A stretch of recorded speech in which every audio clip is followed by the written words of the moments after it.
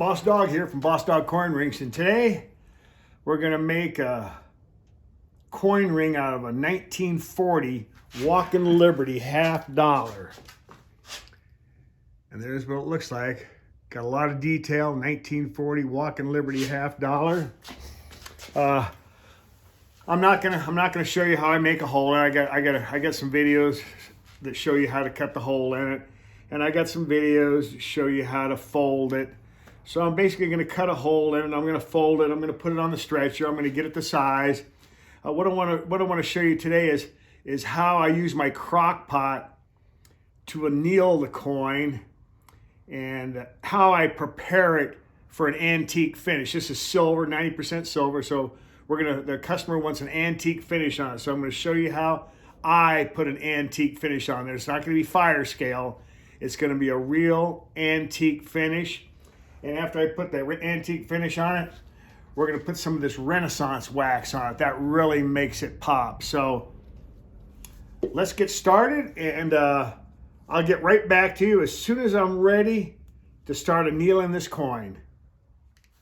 Okay, I'm getting ready to anneal this coin right now. I've already made an initial fold on it, and I've cleaned out the center of it a little bit, so when I start folding it, there won't be any splits in it. So I'm going to anneal this coin right now. But you normally with a clad coin, you would heat it up, and then after you heat it up, as you're heating it up, it turns like a different color, and then you take and you dip it in water, you quench it in water, and as soon as you quench it in water, it turns like a dark color, like a dark brown to a dark black, and that's fire scale. I don't like fire scale on my silver rings. I try to keep as much fire scale off of them as I can, because at the end I'm going to clean them up real good. I'm going to put them in a cleaning solution. I'll show you what I use. And then I'm going to put an antique finish on. I'm going to use this liver of sulfur gel, and I'm going to put an antique finish on this, and I'm going to show you that whole process. But right now I'm going to show you what I do here. I've got a crock pot, or anything that you can heat some water in, keep some hot water in it. And in that crock pot, I put about 1 tablespoon of, I use citric acid pickle, or you can use Sporax #2. I like Sporax #2, and I like this. It doesn't make any difference. They both work the same. So I'll take 1 tablespoon and I'll put that in the water, and I'll heat that water up in the crock pot. And when I get ready to, and then I'm going to heat this up with a torch, and I've made a little magic marker sign right there by my thumb. As soon as that magic marker starts to disappear, I know this is heated up enough where I can work with it. Now you got to watch out when you start heating up silver, because silver will melt right before your eyes. It's not like a clad coin. You have to be careful. I watch the end of the flame. I've done enough of these where I know when to stop. Some people have little boxes where they turn the lights out and they stick the coin in the little box, and they start heating it up, and you can actually, because it's so dark, you can actually see the coin starting to turn color. But I myself, I watch the flame. You don't want to get it so close where you start seeing some green come off the end of your coin. That, if you see any green coming off, that means it may be starting to melt a little bit. You just back your flame away. Keep an eye on that magic marker. You don't want to heat it up until it completely disappears. Just as soon as you start seeing it start to turn a little color, you know you're done. Then you come over here and you quench it in this acid pickle. Now when I quench this in the acid pickle, it's not going to turn dark black or brown like as if I were to quench it in water. When I take it out, it's going to be a nice silvery color, and it's going to stay that way every time I anneal it all the way to the end. I'm not going to have any fire scale on here that I have to remove. It's just going to be like a white powdery substance that I take off with a piece of steel wool, and I got a nice piece of silver. So let me get set up here, and I'll get right back to you, and I'll show you the process I go through here.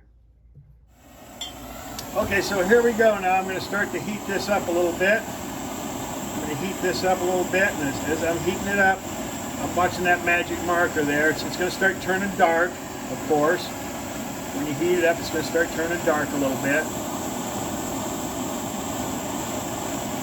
I'm watching the flame. From watching the end of the flame, I don't want any green coming off the end of this coin.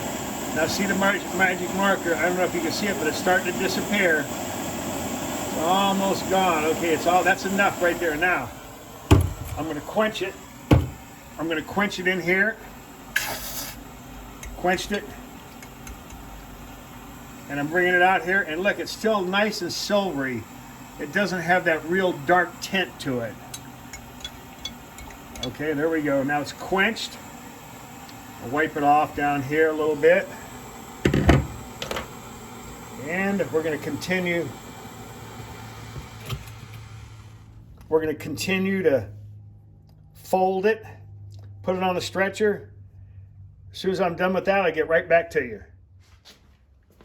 Okay.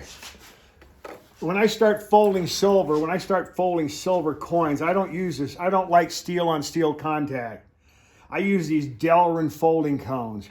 On silver, you want to protect as much detail as you can because it is really a soft metal and you don't want to lose any more detail than you need on the inside of that ring or the outside. So I use these Delrin folding cones and they protect all that detail. So that's one thing I use. Now I'm getting ready to put it on the stretcher here. And another thing I'm going to use on the stretcher is I'm going to use to protect, once again, I want to protect as much detail as I can inside this ring here. So I'm just going to put a piece of plastic over my ring stretcher. Now a lot of people use different things. You can use, you can take a paper towel, a shop towel. You can take a piece of shop towel and break off a piece of shop towel like this here and put that over there. Put your ring on it and put it down like this here. And you can start stretching it like that. We'll do that right now. And I'll just make sure you turn your ring a quarter of a turn every time. Just turn it a quarter of a turn. What I'm trying to do is I'm trying to fold it right up against. Now see how that paper towel is pressed right up at the inside there? And that protects all the detail on the inside of that ring. Now sometimes, like when I do silver quarters and stuff, I'll use a plastic bag like this and I'll double it and triple it. And I'll put the plastic bag over it also just like that. And as you can see right there, it's the same thing. It's going to protect all the detail on that ring. So just whatever you feel like using. The reason I don't like to use these shop towels is you can see how it bunches up. It bunches up and it's not real smooth. It'll bunch up on one side like the other side. So sometimes especially when you're using proof set quarters that are silver, a little bunching up on the ring stretcher like this here will deform the ring a little bit. It will make it like an oblong or wherever it's bunched up on here will make it longer. So I really don't like to use this too much. Myself, I'm kind of partial to the plastic bags. So anyway, I'm going to go ahead and stretch this ring out. I'm going to get it sized and shaped, and we're going to start the antiquing process, and I'll get right back to you.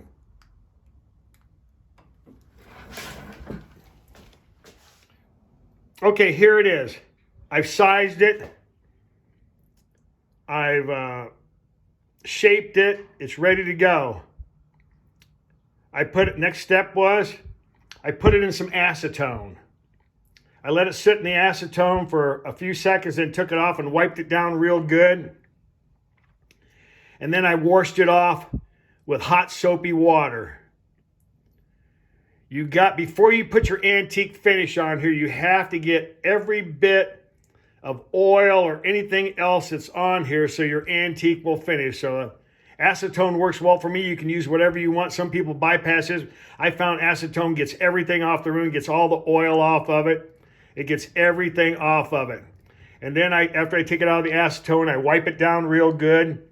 And then I put it in a cup with some hot soapy water. And I wash it down real good, wash it off so there's absolutely no oil on it whatsoever. I try not to touch it with my fingers after that, but just to show you how I do it, I'm holding it like this. So it's ready to go now. The next step is we're going to put the antique finish on it. And what we're going to do here is I'm going to use a liver of sulfur. This liver of sulfur. And I'm actually going to show you how I put the antique finish on it. So I'll be right back to you in just a second as soon as I get the camera set up. Okay, so what I've done here is I took a cup, I put some water in it, I put it in the microwave, I heated it up for 2 minutes, really hot. I took the ring, and then I put some liver of sulfur in it. I put a couple drops of liver of sulfur in here, stirred it up real good, and I dropped the ring in there. And it took that real nice looking, shiny, polished ring and turned it into this black piece right here. Now, one of the steps I left out before I put the ring in the acetone on the previous video, the previous segment, is I took that ring and I polished it up real nice. I polished down the cut edge. I polished down the reeded part on the inside where I beveled it out, made it really nice. Then I polished the whole ring to a high luster. So it was absolutely polished at the highest luster I could make it. And then I put it into the acetone to get all the fingerprints and all the oil off of it. Then I washed it. Even when I took it out, as I showed you, it was still an absolutely gorgeous ring before I put it in here. But now it's not. So I've had it in here for about 2 or 3 minutes now. I'm getting ready to take it out. I'm going to take it out right now. I'm going to let it dry right here. As you can see, it turned pitch black. That beautiful silver ring is now pitch black. And I use a porcelain coffee cup when I put my liver sulfur in there and the water. Some people will use a glass jar with their hot water in it, and some people will use a steel container like this here with water. And they'll add their liver sulfur. I like porcelain because it cleans up better. Just remember one thing: if you like to drink a lot of coffee and you're making rings while you drink your coffee, don't drink this accidentally. It smells pretty bad. I mean, it smells real bad. Whew, it smells bad. You don't want to accidentally drink this while you're drinking coffee. So anyway, we're going to let this sit here for a few minutes. I'm going to let it get completely dry. And as soon as it gets completely dry, I'm going to come back and we're going to show you what we're going to do. Okay. All I've done now is I wiped it off with a rag, wiped off all the excess liver of sulfur. It's completely dry. I went ahead and took all the liver sulfur off of the cut edge, so the cut edge shines real nice. Now I'm going to take a piece of steel wool.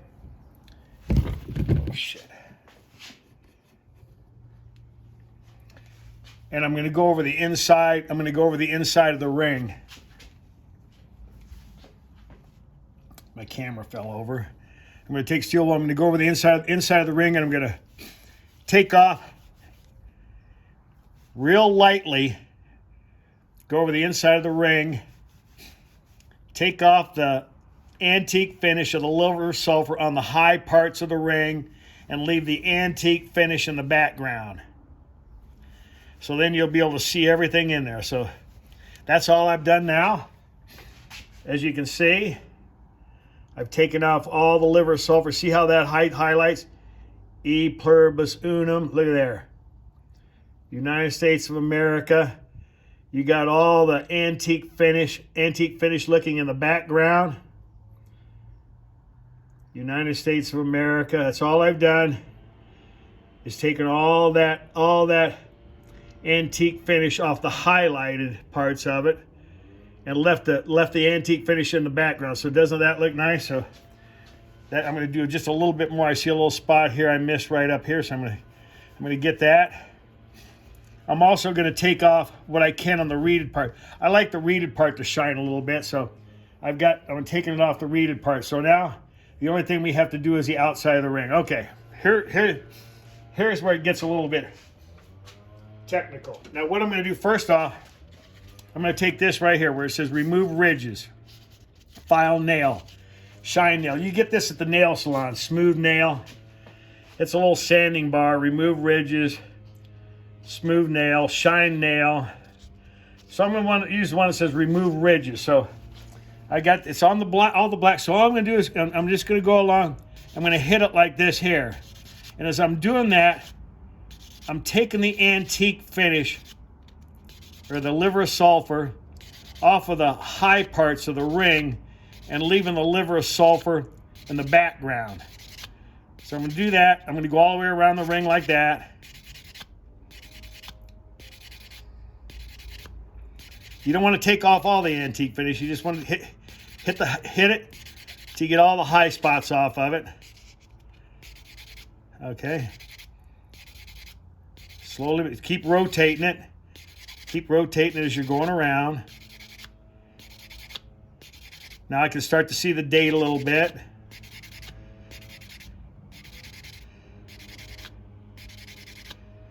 Okay.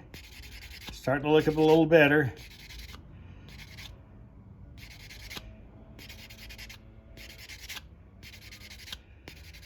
Give you an idea what it's starting to look like here. Now you see it's the antique finish is coming off slowly but surely. The highlighted parts of the ring are starting to show through with the antique in the background. Now at this point here, I'm going to use a little bit of steel wool. I'm going to go over it with steel wool a little bit, just to get any stuff that's loose off of there. Remember, you don't want to take it all off. Oh yeah, it's looking really nice. It's looking really nice. Okay. Now I'm going to pay particular attention to some of the highlighted parts of the ring, like right here where it says "In God We Trust." I'm going to make sure you can see that. So I'm going to go over that with this here. "In God We Trust." I'm going to get that. And make sure you can see that.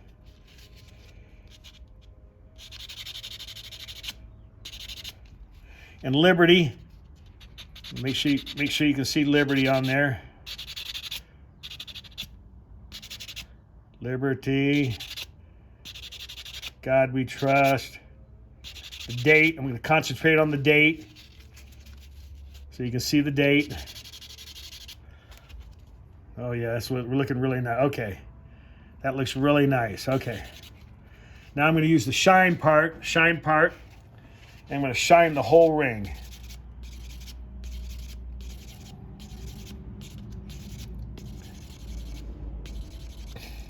Looking real nice.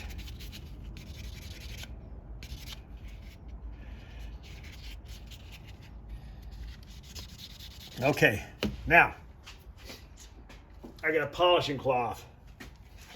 That liver of sulfur will stay on there. Now I'm going to use a regular little polishing cloth. This has got the polish on it.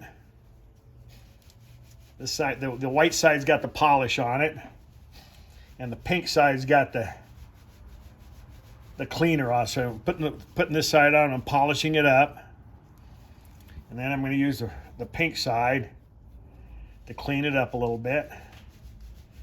To polish I'm using the pink side to polish the polish. And then I'm going to I'm going to shine that cut edge really nice.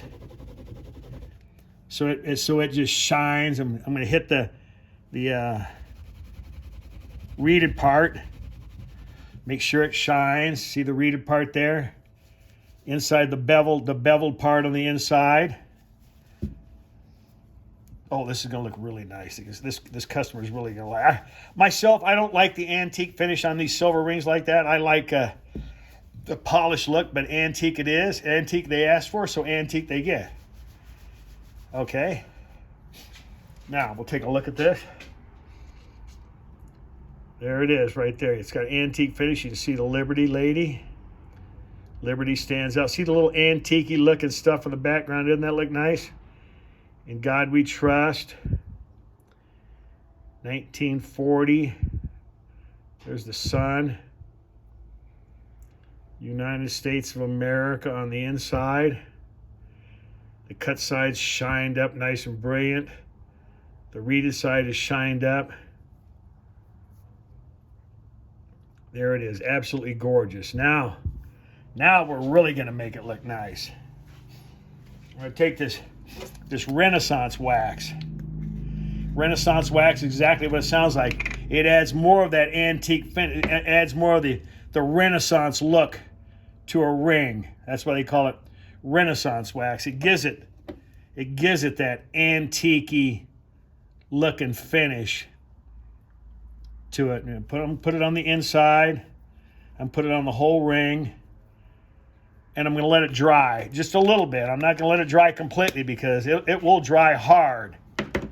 So you don't want to let it dry completely. So I got that antique, I got that on there. We're going to let that dry for just a few seconds here.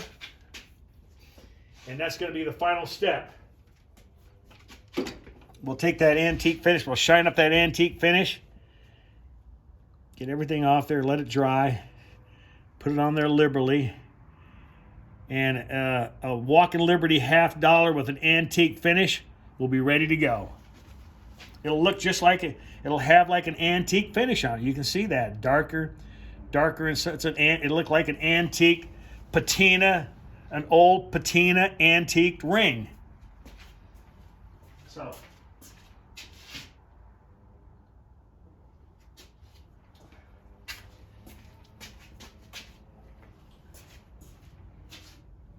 I'm gonna let that dry. Okay, now I'm gonna wipe off. I'm gonna wipe off just a little bit of it. I'm just gonna wipe it off, not polish. I'm just gonna wipe it off. Let it give it a chance to dry a little bit there. Okay. I'm gonna give it a chance to dry, and then I'll get right back to you and I'll show you the final product. Okay, sorry for that last segment. I didn't realize my camera had drifted so much. But anyway, here's the final product, 1940 Walking Liberty. In God we trust. Liberty. This has got the antique finish on it. It's beveled out nice and pretty inside there, so it's got a nice, the reeded side is polished. The cut side is polished up real nice. That's an absolutely gorgeous ring. Anybody would be proud to wear. Perfect symmetrical ring. Absolutely gorgeous. Anyway, I hope you like this video. Except for the last segment. And make sure you watch out when you're drinking coffee. You don't drink your liver of sulfur. But anyway, I hope you like this here. Don't forget to like and subscribe. Please subscribe to my channel for future videos. Hopefully they'll be better than this last one here. And I'll post a link to my Etsy shop in the description below if you'd like to buy one of these rings. They're really a nice ring. My preference is the polished look, but the antique look is really nice too. Eventually the antique finish will wear off, and you can polish it to a high luster. Even with the antique finish with this Renaissance wax on it, it really is a beautiful ring. So, also, I in my description box, I have some more information in my description box if you want to take a look below. So anyway, this is Bossdogcoinrings here today. I hope you like this video. And I'm just now passing 100 subscribers, so I'll be posting a 100 subscriber giveaway video in the next couple days. I'm going to try to give away something nice for 100 subscribers. So anyway, Bossdogcoinrings here today. I hope you like this video and have a good day.